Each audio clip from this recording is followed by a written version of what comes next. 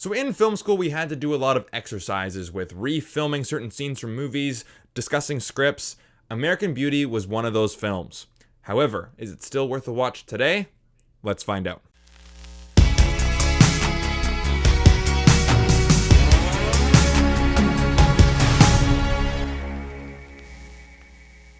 Hey guys, my name is Brandon, aka the BrandoCritic, and on this channel it's my job to point you in the direction of movies worth checking out. So if that interests you, make sure you hit like and subscribe. It's the best way to support the channel. And today I'm here to tell you whether or not American Beauty is still worth a watch today.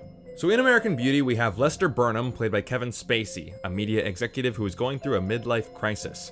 He hates his job and is in a joyless marriage to his wife Carolyn, played by Annette Benning, a neurotic, materialistic real estate broker. They have a daughter named Jane, played by Thora Birch, who is your typical insecure teenage girl, hating the way she looks, teenage angst, boy issues, and jealous of her more popular friend Angela, played by Mena Suvari, who happens to grab the attention and lust of Lester Burnham. Next door to the Burnhams, the Fitz family move in, and they consist of Ricky Fitz, played by Wes Bentley, a teenage boy so fascinated by Jane that he films her with his video camera, as well as deal pot to people, including Lester Burnham. Barbara Fitz, played by Allison Janney, who basically is just a walking corpse, she's so unresponsive, and Colonel Frank Fitz, United States Marine Corps, a hard-nosed, emotionally shut-off homophobe. And throughout the story, Lester interacts with these characters on the road to find his true self. So is American Beauty still worth a watch today?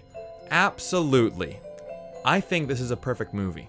And yes, that is very high praise, but I really do believe that. And the reason why I think this is so good is because this movie has a really big question to ask, and it has a really clear theme. What is identity and what is beauty? And those two themes are so perfectly woven into the story and every single one of the characters. So let's start with our main character, Lester Burnham.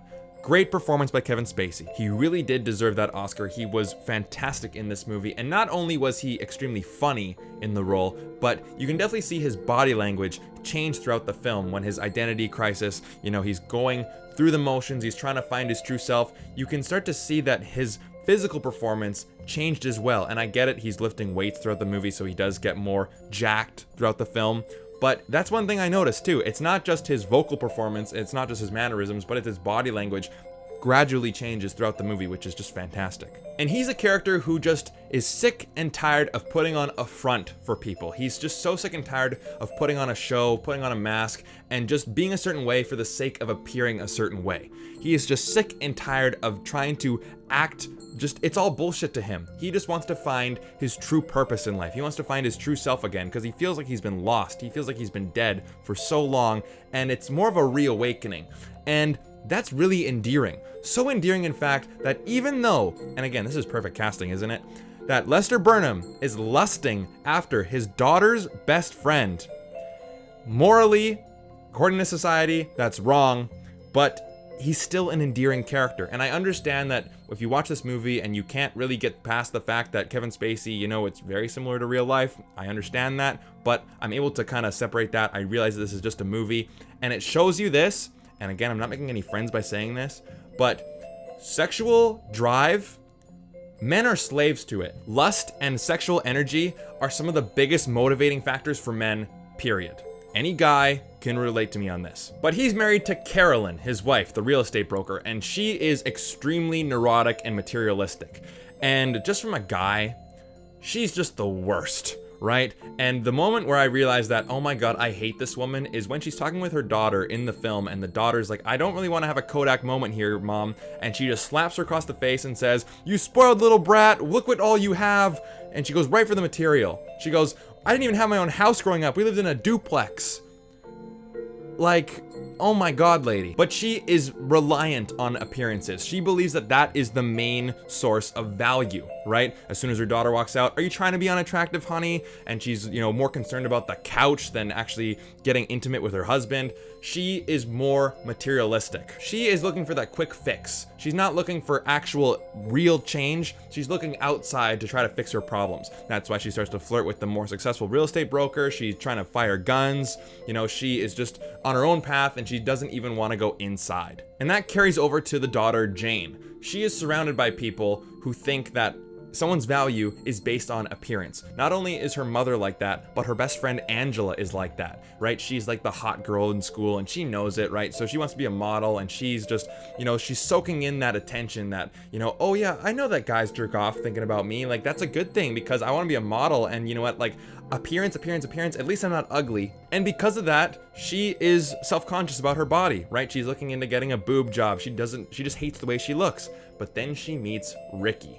And even though Ricky is filming her with a camera, and again, socially and morally, I don't think it's the most just thing to do to just film someone without their permission, but she sees that Ricky just kind of sees through appearances and finds her interesting for who she really is, and she takes to him for that. But then we have someone like Colonel Fitz, right, Ricky's dad, who is so ashamed of who he is that he has to put on this extreme persona that he requires appearances to be that strong because he hates who he really is and he's so afraid of who he is.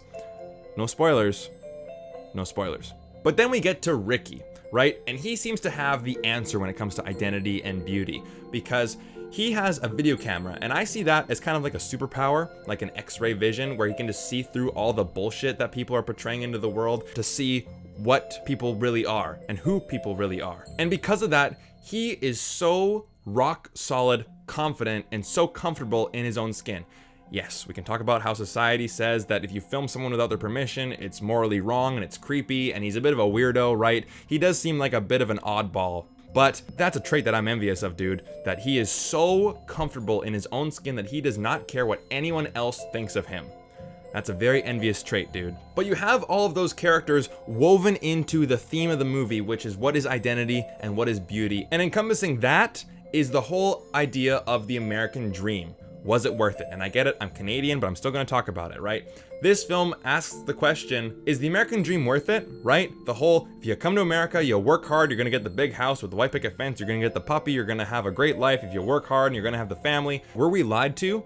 And I've heard some people talk about how the 1990s people, American suburbia were trying to find a purpose, right? I can't speak to it personally because I was born in 1995, so I don't really understand what was going on in the world when I was 4 years old in 1999, but I digress.